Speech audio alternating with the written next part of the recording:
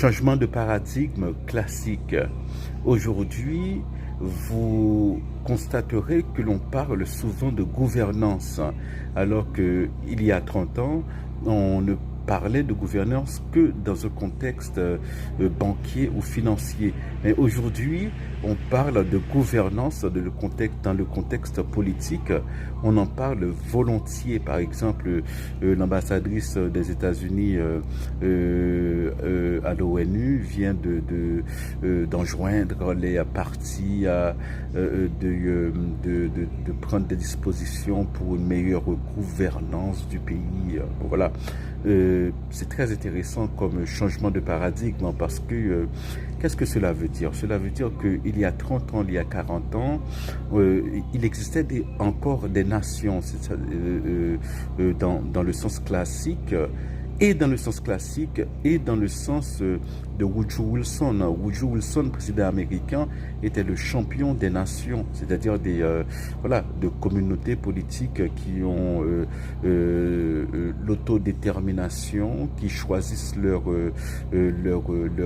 avenir en accord avec leur passé.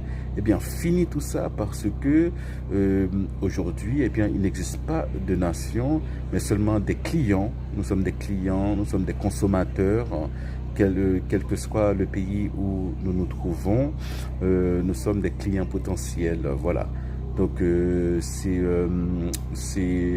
le triomphant, éclatant, sans partage du capitalisme consumériste qui c'est son empire, c'est l'empire du capitalisme consumérisme qui couvre, qui englobe tous les domaines, culturels, politiques, etc. D'ailleurs, c'est l'une des prédictions en fait de Jean-Marie Level.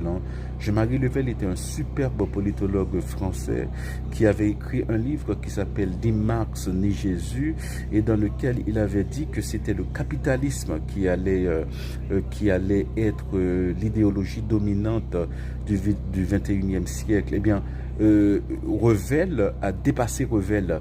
Revel a fait mieux que Revel parce que c'est pas seulement le capitalisme, le capitalisme à l'ancienne, au classique, mais c'est le capitalisme agressif, le capitalisme consumériste qui aujourd'hui dirige le monde, dirige littéralement le monde. Voilà, il y a 2 milliardaires